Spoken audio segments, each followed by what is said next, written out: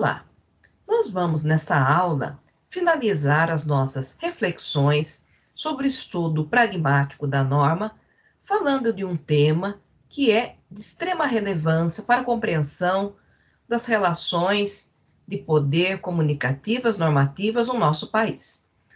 Trata-se de uma visão que vai nos possibilitar compreender como situações comunicativas normativas abusivas podem elas mesmas gerar uma crise de autoridade e, ao invés de conter as reações de desafio à autoridade da lei, elas podem incentivá-las. Vamos lá?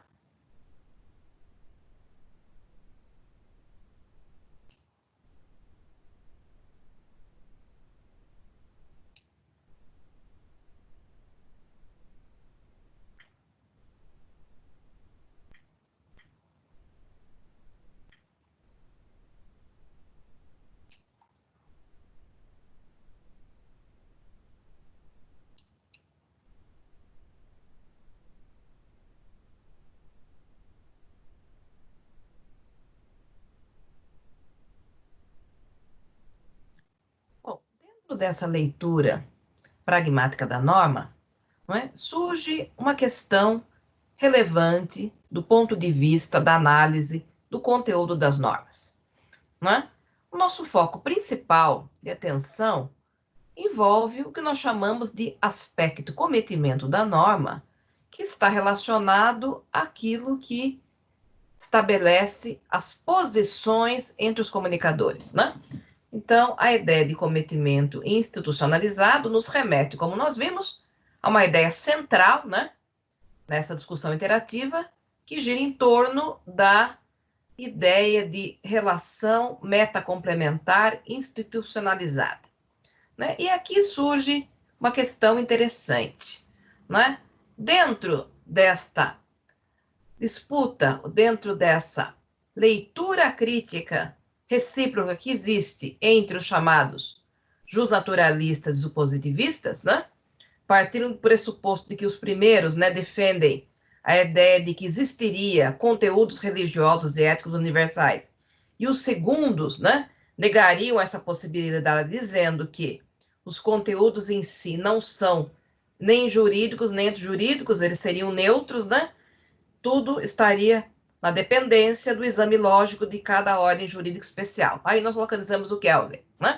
Mas dentro dessa disputa filosófica, como nós poderíamos localizar esta visão pragmática da norma? Ou seja, que nós estamos discutindo, o conteúdo da norma, ele pode estimular a emergência de reações desconfirmadoras que, como nós vimos, podem sim colocar em risco a institucionalização que repousa, como nós vimos, na presunção de um consenso de terceiros que normalmente é fictício. Bom, a visão pragmática é muito interessante, porque ela, na verdade, vai estabelecer, a meu ver, uma ideia de meio termo.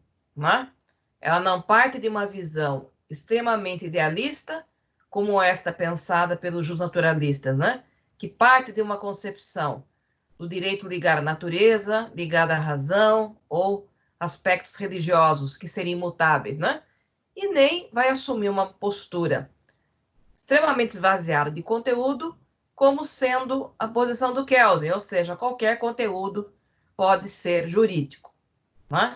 De fato, a posição da pragmática, ela é intermediária, e ela vai mencionar a ideia comunicativa dos chamados núcleos significativos. Então, esses núcleos significativos, eles criam uma espécie de aceitação, de estabilização de certos sentidos normativos que acabam sendo dominantes naquele contexto social específico. Então, o que nós percebemos? O conteúdo da norma, ele depende desta avaliação interativa do ambiente. E esses núcleos significativos, eles, na verdade, se referem à pessoa, que é, digamos assim, uma construção abstrata, o que resulta da união de vários papéis sociais que nós desempenhamos, né?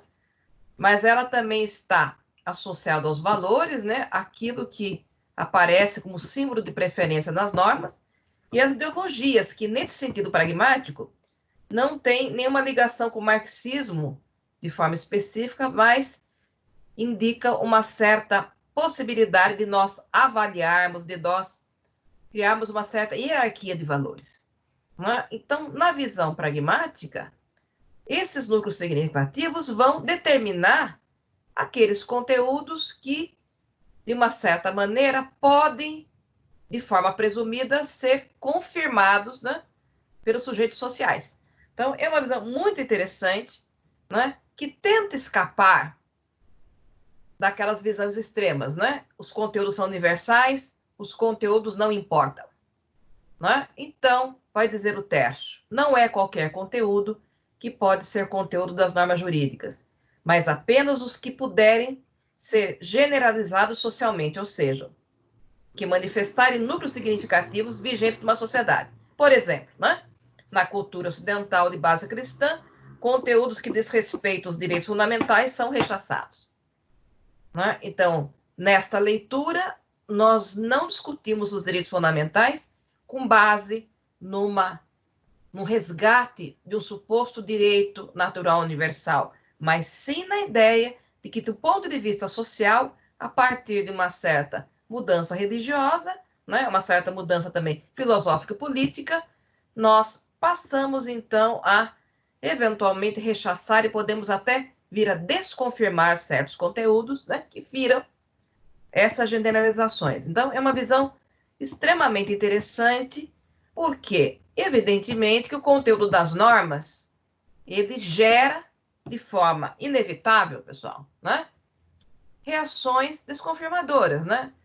Mas nós vamos ver, daqui a pouquinho, uma situação que, de certa forma, extrapola o próprio conteúdo, que está ligada diretamente à forma da comunicação da autoridade em relação ao sujeito, envolvendo diretamente o aspecto do cometimento. Vai ser o último tópico que eu vou analisar.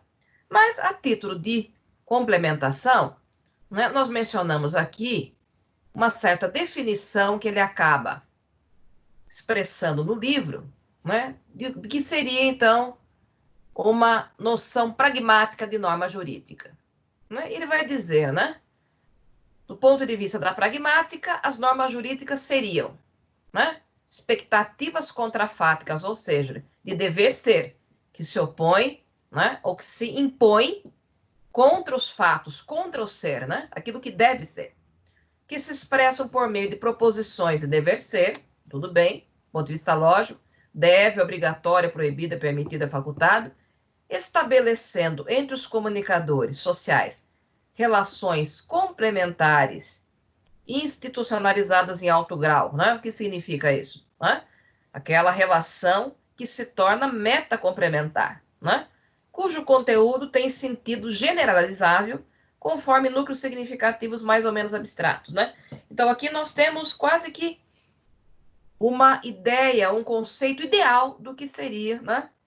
O sentido da própria autoridade normativa vista do ponto de vista, né, pragmático. Nós temos que perceber como núcleo dessa identificação a ideia de autoridade meta-complementar, né, institucionalizada, que por sua vez se liga, obviamente, à possibilidade de certos conteúdos, né, não confrontarem, né, essas generalizações de sentido que dominam a nossa realidade. Então, eu não posso ter conteúdos normativos que, de certa forma, né, confrontem valores, confrontem as hierarquias de valores, as ideologias, num certo contexto social.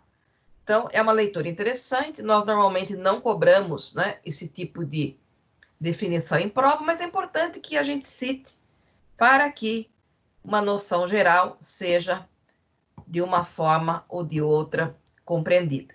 Né? E o que o Tércio vai considerar? Né? Que, normalmente, veja bem, existem incongruências, né? E essas incongruências, né, podem, né, gerar, sim, reações desconfirmadoras, né? Então, pode haver incongruência entre a expectativa normativa, ou seja, né, o texto da norma, que é, por assim dizer, tido como um elemento contrafático, com as institucionalizações sociais, ou seja, o consenso presumido. E, ao mesmo tempo, o conteúdo das normas jurídicas pode, na verdade, não conseguir, né, ser generalizado em termos sociais. Então, nós temos três aspectos interessantes, né? A relação autoridade-sujeito, né, imposta pela norma em termos comunicativos, em termos contrafáticos, que é um dever ser impositivo, a institucionalização baseada no consenso presumido e a possibilidade de nós generalizarmos, né, esses conteúdos, né, para que haja uma certa comunicação de identidade entre os valores e as ideologias que as normas contêm em seu conteúdo e aqueles valores e ideologias que, de alguma maneira, predominam na sociedade. Né? Quando existe a percepção das incongruências, normalmente há, né, a manifestação de reações desconfirmadoras, que são, como nós vimos, né, exemplos de desobediência subversiva. Né? Então, que o texto está mostrando que se a gente observar de um ponto de vista linguístico, pragmático e não apenas, né, sintático-lógico, como aquele pensado pelo Kelsen, a ideia do jurídico, do sentido jurídico, ganha complexidade. Nós temos aqui algo muito próximo até ao que o Morin chama de complexidade, porque para entender, né, o funcionamento ou a manutenção da autoridade da norma ou da própria legitimidade do direito, eu tenho que fazer uma análise que envolve todos esses movimentos que são permanentemente, né, influenciados por mudanças sociais. Né? Então, diz o texto, as normas jurídicas são fenômenos complexos e a dogmática tenta reduzir esta complexidade. Né? Bom, né? Um ponto importante que nós temos que destacar, né, que já foi visto por nós, né? Normalmente, diante de uma relação, diante de uma reação de desconfirmação, como é que deve a autoridade contra-reagir, né? Ela deve tentar transformar essa reação desconfirmadora numa rejeição ilícita. Né? Então, nesse caso, nós teríamos, né, a afirmação da prevalência das expectativas contrafáticas normativas em detrimento do consenso suposto das ideologias. Né? O que é importante perceber, sempre existe por detrás, né, desta leitura pragmática aquilo que nós chamamos, né, pessoal, na outra apresentação, de exercício da violência simbólica. Porque a violência simbólica, ela justamente indica não propriamente a violência física, mas aquele tipo de violência linguística, né, que de uma forma arbitrária, no sentido, né, cultural, ela camufla todas aquelas situações, ou tenta camuflar, que pode gerar incongruências. Né? Então, todas aquelas tensões sociais, as relações de força que estão na sociedade, de alguma forma elas são meio que dissimuladas, né? Onde se dá prevalência à ideia de autoridade, consenso e justiça da norma em termos de conteúdo. Né?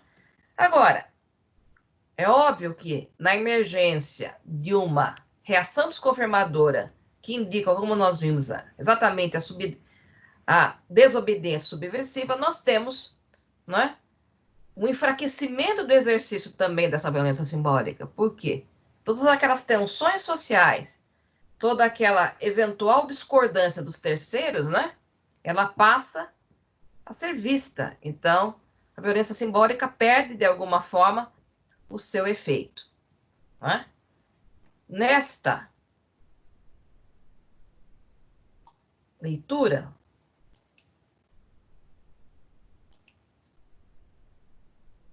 veja bem, né? Saiu do ar aqui, né? Normalmente nós temos essa saída, né?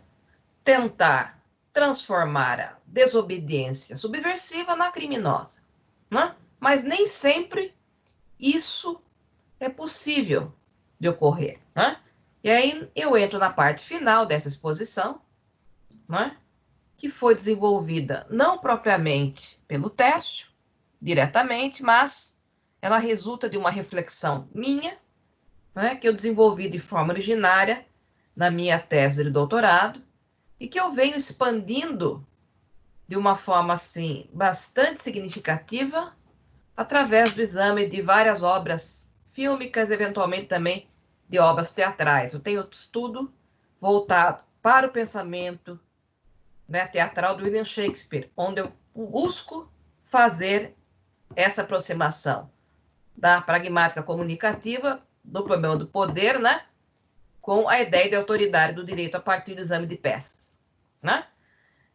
Veja bem, Tércio não chegou a falar expressamente dessa questão do abuso do poder em termos pragmáticos, né? Eu fiz uma aproximação de um outro texto que está fora do livro de ED e que está fora do livro Teoria da Norma Jurídica, já mencionado, que fala sobre um certo sentido pragmático de justiça. E aí eu percebi que, além desta incongruência ligada a esses três elementos, é preciso perceber, né, que nós chamamos de situação comunicativa normativa abusiva, ela pode, por si só, gerar, né, a presença, né, de reações confirmadoras, né? Então, aqui não é algo propriamente ligado ao conteúdo da norma, mas a forma com que a autoridade se relaciona com o sujeito, né? Porque aqui, de certa maneira, o que vai acontecer? A própria autoridade, ao desconfirmar as suas normas, é disso que nós estamos falando, na verdade, a autoridade também está obrigada a cumprir as suas regras, né? Dentro de um modelo tradicional do Estado de Direito, e em situações de abuso, ela mesma desconfirma as suas regras, né? Então, ela, ao desconfirmar as suas regras, ela rompe a relação metacomplementar, né? Porque a relação metacomplementar está justamente ligada àquilo que nós chamamos de controle da seletividade do sujeito. Aí está a relação de poder, né? Então, a metacomplementaridade dá duas opções ao sujeito: confirmar ou rejeitar a norma, né? A desconfirmação, como nós vimos, está fora, porque ao questionar a própria relação autoridade-sujeito, ela também questiona a própria noção de licitude e ilicitude, né? Então, ao quebrar esse controle da seletividade, ela o substitui pela coação. Quer dizer, o poder, a relação de poder se transforma em pura coação. Por quê? Dependendo do que o sujeito fizer, mesmo que ele confirme as normas, ele deverá sofrer algum tipo de punição, né? E, com certeza, esse tipo de comunicação normativa abusiva é, por si só, né, algo que desperta o sentimento de revolta, desperta o sentimento de impotência, porque o sujeito é aniquilado pela autoridade. Ser aniquilado, ela deixa de ser autoridade, porque é uma relação interativa de autoridade e sujeito, não é? Então, as obras fílmicas, não só o pensamento de Shakespeare é muito hábil em mostrar essa realidade, mas várias obras fílmicas brasileiras falam desse tema, que é muito caro à nossa realidade política, não só passada como atual, né? Então, no programa foi indicado que vocês assistissem o filme Joaquim, né? E em seguida vocês assistissem o filme Tropa de Elite, né? Esta sequência ela é pensada em termos cronológicos de maneira intencional, né? Porque a nossa ideia é mostrar a emergência desse abuso, né? Numa situação histórica mais remota, no século XVIII, no Brasil ainda dominado por Portugal, né? E mostrar, né, a presença dessas relações abusivas, né?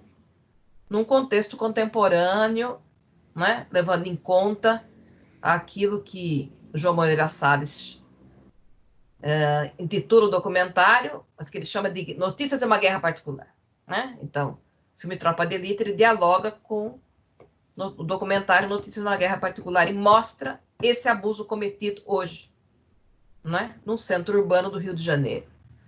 Então, o filme Joaquim, ele inaugura essa discussão de uma maneira muito didática, muito interessante, não é? Porque o filme quer mostrar para nós, de fato, não é? Como essa figura do Joaquim inicia, né, a película na posição de alferes, na posição de uma autoridade, com uma intenção clara de confirmação, né, do próprio domínio português no Brasil, e como aos poucos ele vai, na verdade, enfraquecendo essa legitimidade dentro dele mesmo, né? E ele vai terminar o filme aderindo, né, àquele grupo, né, de revoltosos que veio a ser chamado de grupo que compôs a Inconfidência Mineira. Então, o filme é muito interessante porque nós não conhecemos o Tiradentes, né, a figura do herói, mas nós conhecemos, né, a figura humana, né, a figura frágil, a figura imperfeita do Joaquim. E o filme é extraordinário para mostrar essa passagem. E o que motiva essa passagem da confirmação para uma desconfirmação político-jurídica consciente, né? A percepção que esse personagem vai ter dos abusos que o governo português cometia em relação a ele, né? Em relação à própria posição daqueles que confirmavam como ele o próprio direito. Né? Então eu vou aqui exibir algumas cenas que mostram um pouco dessas passagens, né? Em termos pedagógicos. Vamos lá?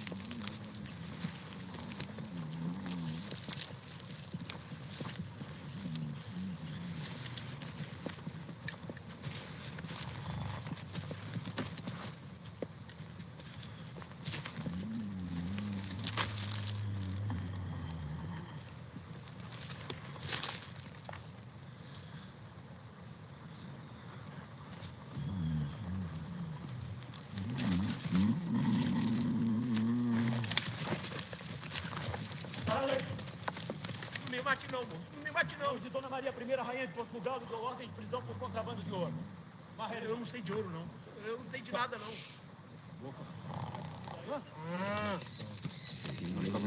Pode puxar. Quem é que estava contigo? Ele. Então, garim. Ficar mais. Então, garim, caralho. Vai. Dá-lhe, dá-lhe. Dá-lhe com força.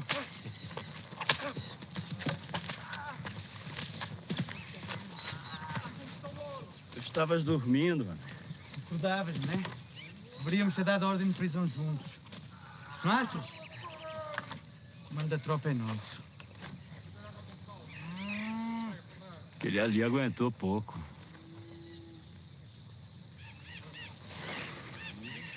Manuel, o que é que importa quem deu, quem não deu a ordem de prisão, mano?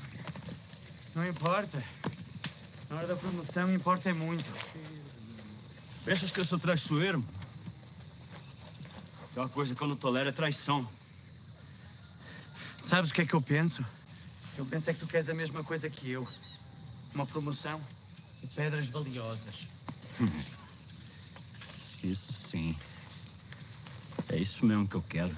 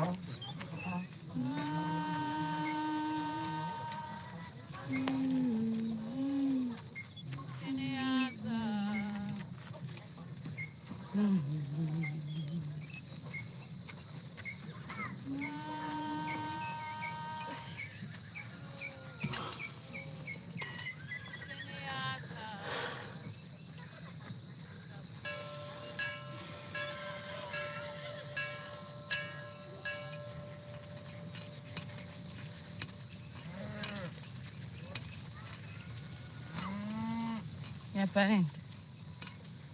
Por cansa, ma. Ah, Como é que está, né? Pedrito. Sobre isso, que cansa, não? Trabalho de manga dela. Ainda bem que caminho. Como é que A mim são, ou com balanças, com fulas, com mandingas e com mandjacos. A não riba na terra. é? Também se vai. Não matou, que não contou. Sonharam, caiaram. A comida, preto. Esse que está tomando. É ensopado.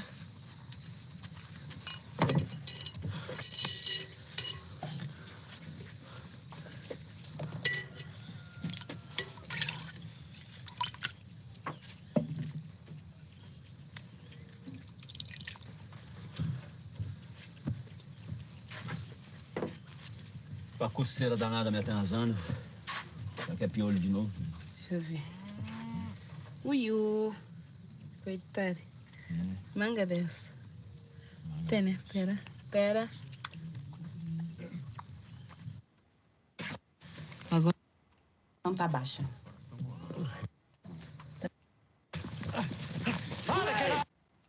Tá aí uma verdade que esse homem falou, né?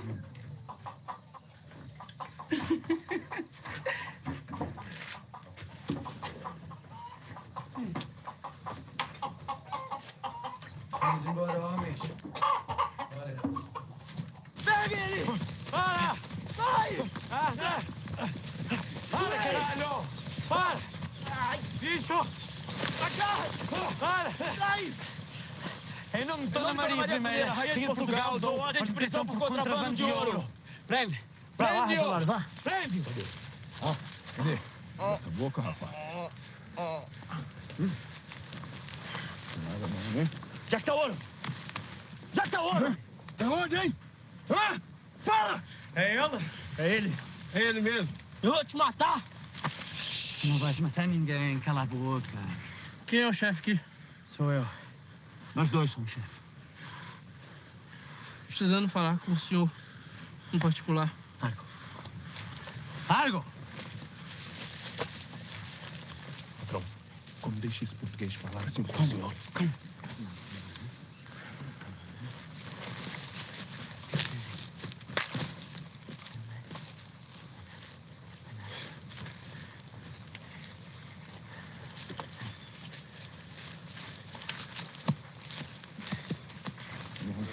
Prende-o!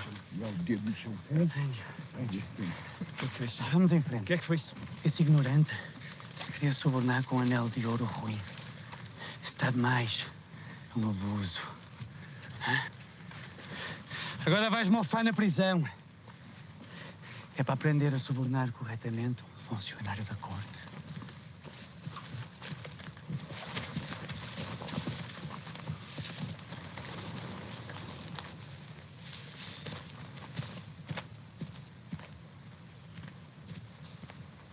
Estamos observando nessas cenas iniciais, né, aquilo que, do ponto de vista pragmático, nós chamamos de confirmação, né, da norma jurídica. Né? O Joaquim, ele é um funcionário, ele é uma autoridade, né, subordinada ao governo de Portugal, né, e ele tem como rotina, né, toda a fiscalização da região para que se prenda os eventuais ladrões de ouro, né? Então, os ladrões representam aquilo que nós chamamos de rejeição autoritária da norma. Mas a figura do Manuel é muito interessante, né? Porque a figura do Manuel é uma figura que indica já, né, uma manifestação comunicativa normativa abusiva, não é? Porque ele dá a entender que se o eventual infrator, né, que estava, né, levando ouro de forma ilegal, oferecesse a ele uma quantidade de dinheiro, uma quantidade de ouro mais valiosa, ele poderia, né, ter liberado.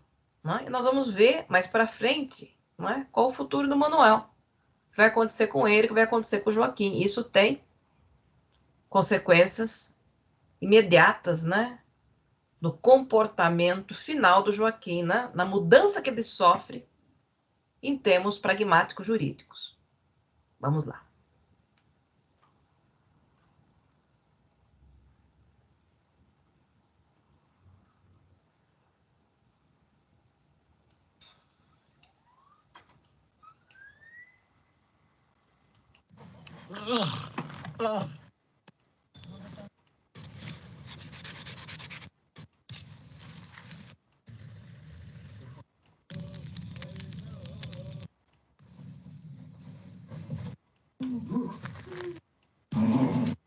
Até o sertão proibido.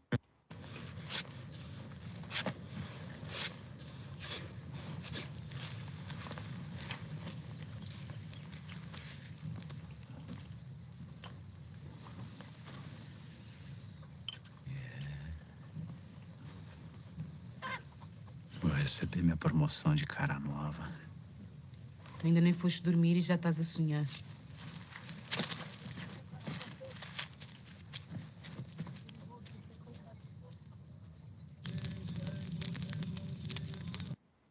Calmares. Eu já tenho um dono que mandei. Agora é o tempo de tu te boa. Mas o que é que eu vou fazer?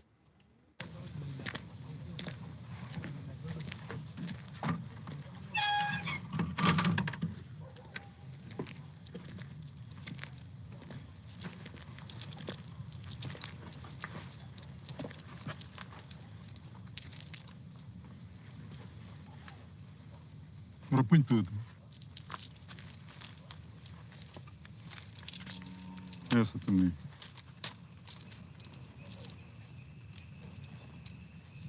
Ah, estás aí!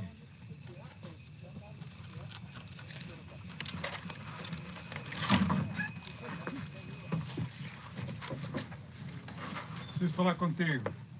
Coisas do teu interesse.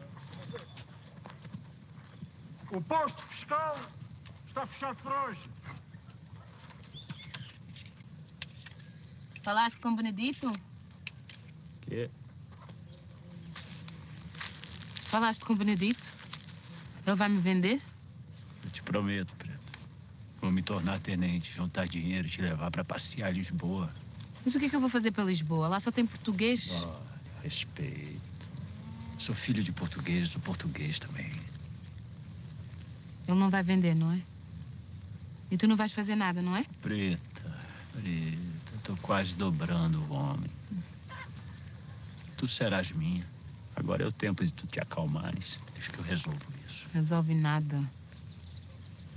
Já disse pra tu te acalmares. Pedes calma porque não sabes como fede aquele português. Tô mandando te acalmares. Eu já tenho um dono que manda em mim. E não és tu, seu alferes. Vira a cabeça.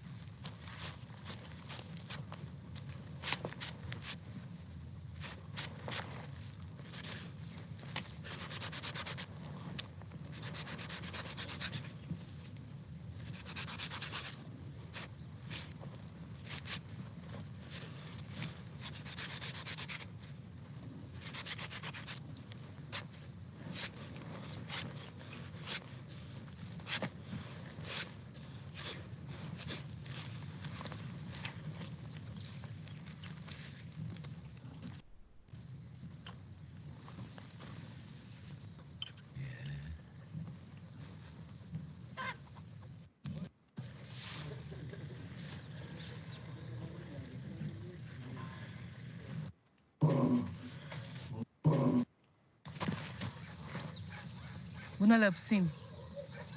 Că tu manco.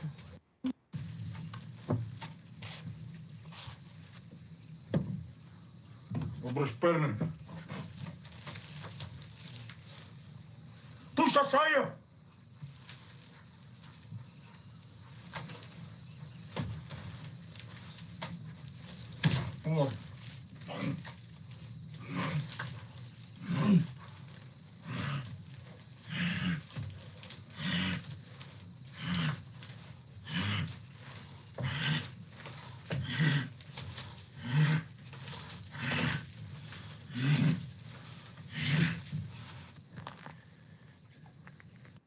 Bom, né, aqui nós temos um aspecto emocional importante, né? O Joaquim, ele desenvolveu, né, um afeto profundo, né, pela escrava que ele, né, denominava de preta, mas essa escrava é revoltada porque ela percebe, né, que mesmo na condição de escrava ela sofre abusos, né, porque ela tem que servir sexualmente não apenas o seu dono, mas eventualmente, né, o chefe, né, do posto fiscal.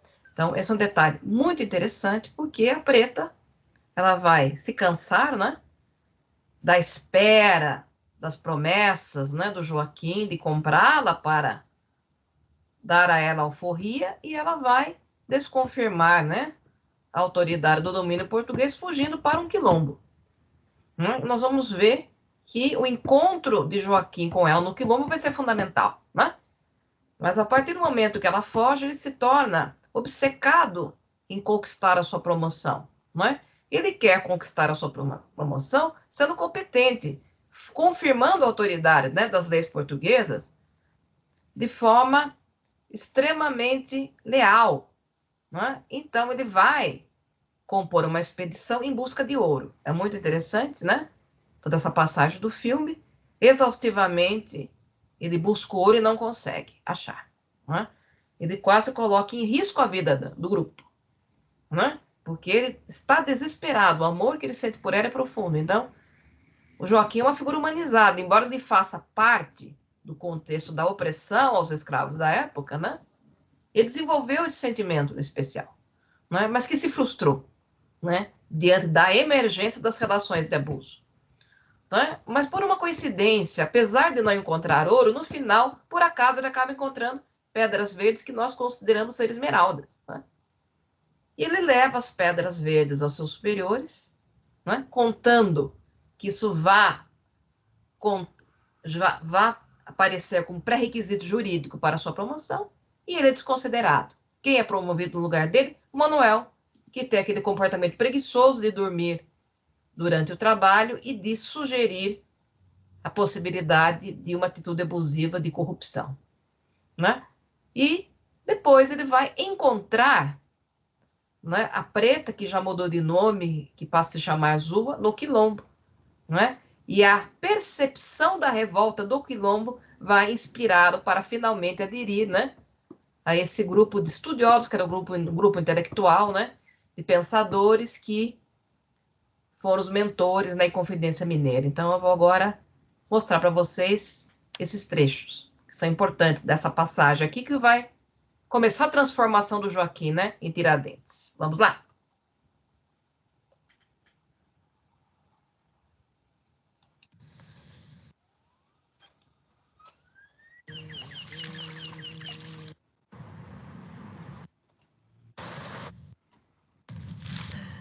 Eu tinha.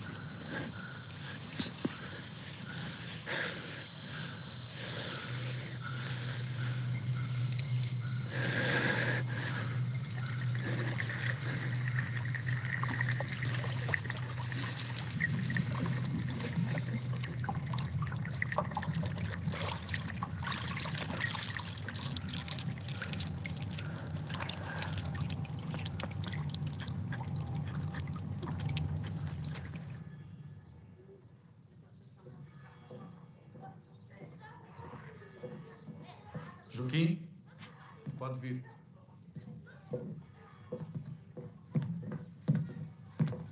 Parece que o carregamento não foram as 700 arrobas. Temos que averiguar isto.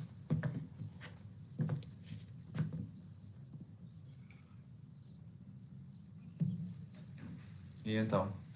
O que é que lhe parece?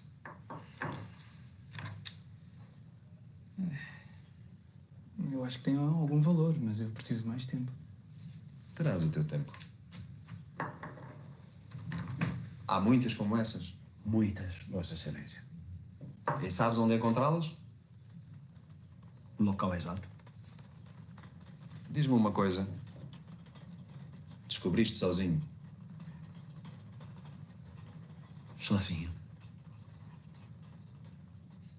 Muito bem. Informa ao tenente o lugar exato e fica a aguardar novas ordens. Podes ir. Estás dispensado. Confere.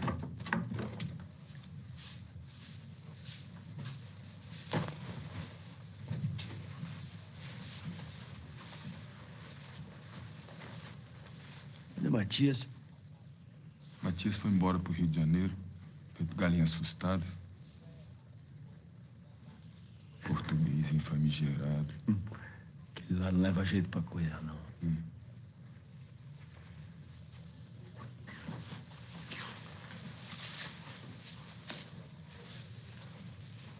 Mas que camisa nova aí, chapéu de soldado. João, seu escravo, foi ver mulher dele, Maria. Eu tenho notícia pro senhor do posto fiscal.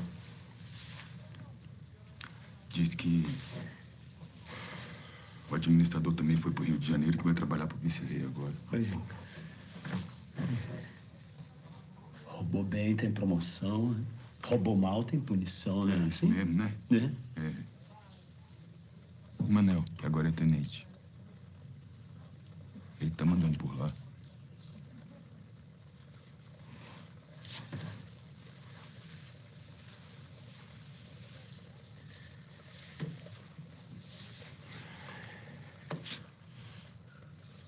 Ele mandou me chamar pra trabalhar com ele. Mas tu não vais, né? Tu estás com... Então, aqui fica consolidada o que nós chamamos de comunicação normativa abusiva, porque, apesar da toda a confirmação das normas feita de forma exaustiva pelo personagem, ele quase perde a vida na procura do ouro e no encontro das esmeraldas, né?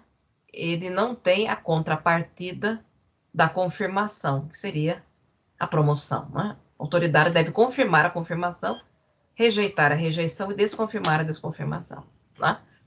Ao contrário, aquele que rejeita, aquele que sutilmente desconfirma que é o Manuel, ele é promovido, né? Então aí nós percebemos que ele se sente aniquilado como sujeito. Vamos ver rapidamente as cenas em que, de uma forma inesperada, ele reencontra, né, a preta, que já tem o nome de Zua, né, no quilombo, e percebe todo aquele sentimento, né, de subversão diante do abuso praticado, né, no domínio da escravidão.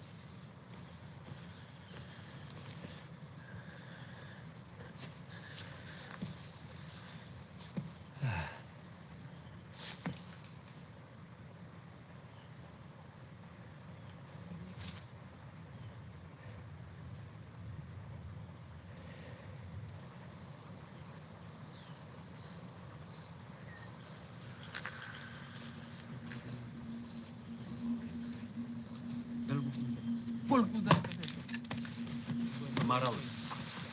Maral, tu que teto não leva. Maral. Tu que teto. Não vai. Vai, Peter. Não bata no cima boa Peter na barriga. Não vai, jante. Não vai. Bukan kita possível,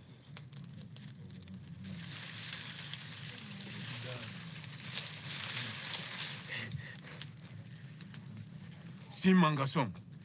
Sanmat, Santa Choso, assim. Fala. Onde está o resto da tropa? Quantos são? Qual o caminho deles? Fala, filho da puta, senão tu morres.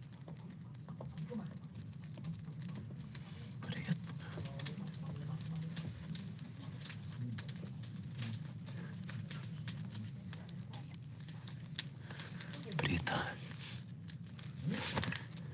Mudães, tomatão. Que é que não foi assim? Que é vou conhecer? Não conhecido.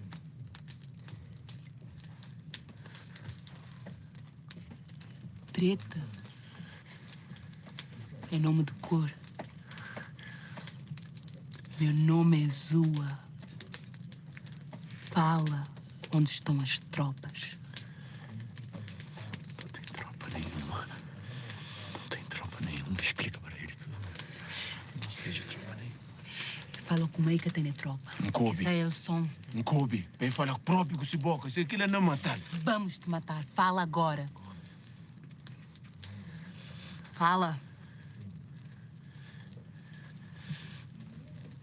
Mata.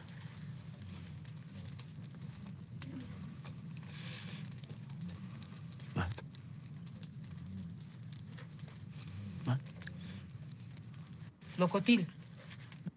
Tu não vai apanhar vinho lá na mata.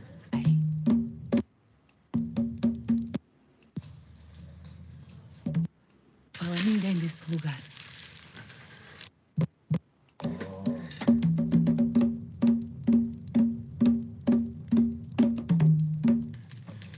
Não tem tropa nenhuma.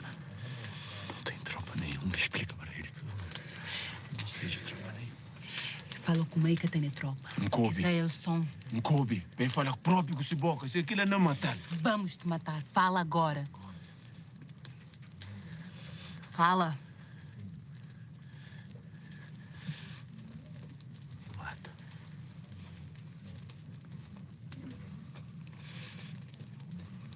Mata.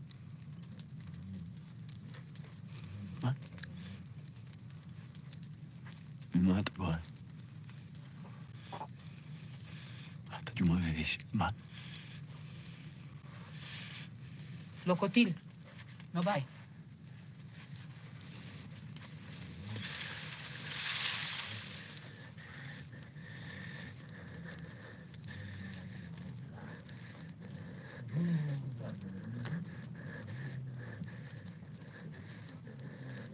Para de um pouquinho, não passa de um pouquinho. Então, bom, está assim.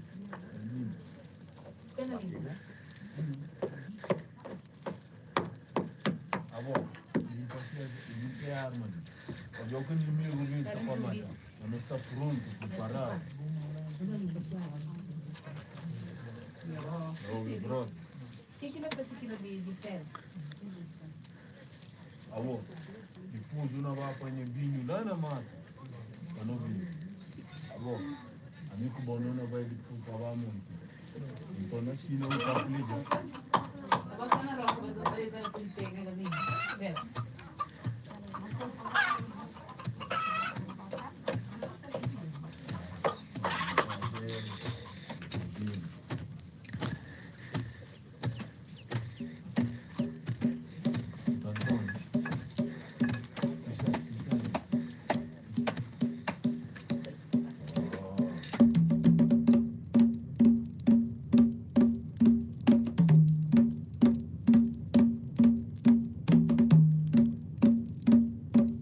Quem que tem sangue quilombola é Canacai.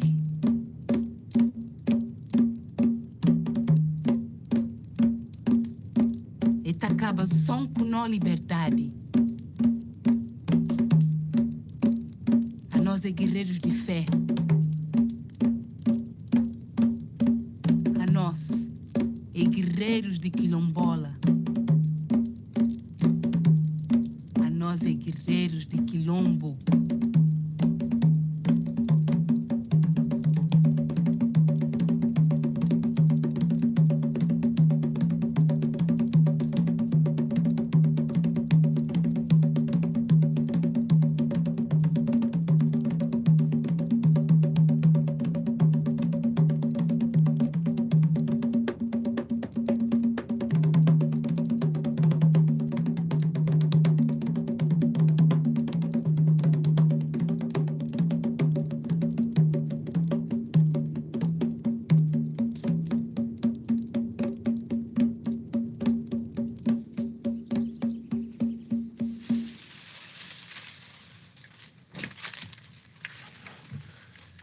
Não me pergunta por que é que eu estou a fazer isto. Agora desaparece daqui e não fala a ninguém desse lugar.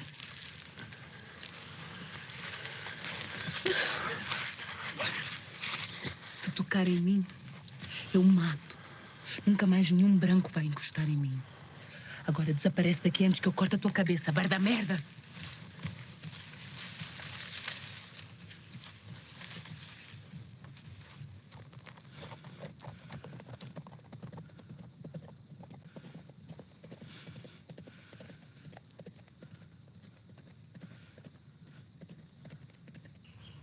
Fazia o caminho dos caetés quando me abordaram, eram muitos. Então, me bateram, levaram meu armamento, meu sapato, a sela do cavalo e me deixaram escapar. E quem eram eles?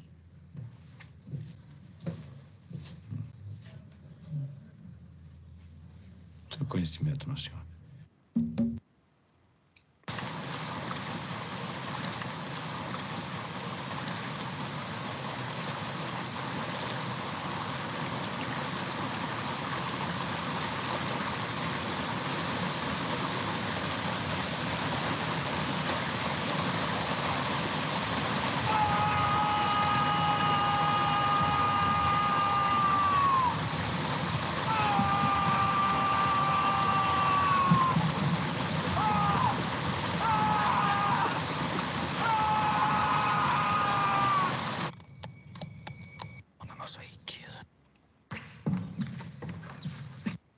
Daqui a pouco vão levar as nossas galinhas, vão deixar os pés pra gente lamber, os pés com unha suja.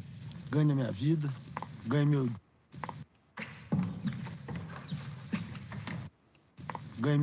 meu dinheiro. E isso tá bom. Mas tá levando nossa riqueza, tá levando nosso ouro. O que eu tenho com isso? Não sou eu que levo. Por pensar assim que nada vai pra frente. E nós estamos definhando cada vez mais. Na terra rica como essa. O que vai acontecer é que vamos viver atormentados, perseguidos. Hoje nós vivemos livre. Vivendo livre não, véio. Você não sabe o que está dizendo, não está vivendo livre. Uma coisa que você não vive é livre. Bota uma pinga pra mim, hein? Faz esse favor. Uma pinga, vai. Bonito de ver, poeta. O brilho no olho daquela gente, conhecendo ideias que eles não conheciam, vendo nelas possibilidades Esse trabalho é muito importante, meu Félix. Com mais 50 famílias assim, pô. É isso. Tu sabes que o novo governador tá chegando? Quem, poeta? O novo governador das Minas. Ele quer que todas as pessoas importantes da cidade estejam lá na sua chegada. E tu vais? Claro que sim.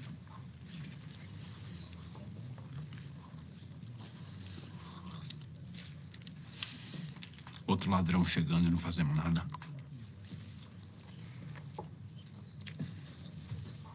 Uma grande revolta pode começar com um grande assassinato, poeta.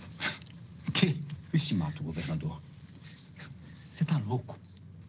Uma A conspiração, ela se dá na calada da noite, em silêncio, nas conversas ao pé do ouvido. Tu lestes o mesmo livro que eu li, não leste? Eles não falam de revoltinha, de conversinha, de segredinho. Eles falam de revolta, de insurreições, de banhos de sangue. No Quilombo eu vi isso, poeta. Ali eu vi uma verdadeira revolta. Tu não vai fazer nada. Eu te proíbo disso. Sabe o que vai acontecer? Você vai deixar a gente vulnerável. Abre teu olho para isso, Alferes.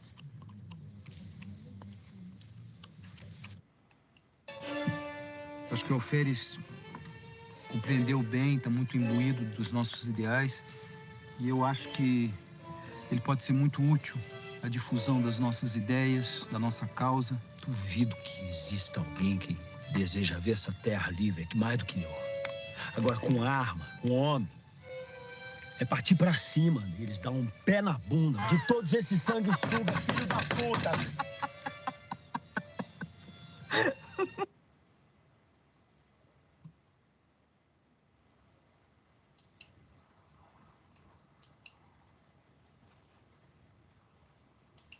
Bom, aqui nós finalizamos, né, a apresentação dos trechos principais dessa obra, que mostram, né, as transformações pragmáticas, né, de um alferes que se posicionava como confirmador na ordem, ele termina como um dos líderes, né, de uma conspiração, de uma insurreição desconfirmadora que, inclusive, é comemorada no próximo dia 21 de abril. Que é importante perceber como é que essas relações abusivas se reproduzem, né, em espaços urbanos contemporâneos, não apenas, né, no campo, né, e nós vamos refletir um pouco sobre essa questão a partir da análise do filme Tropa de Elite e do documentário Notícias de uma Guerra Particular. Obrigada.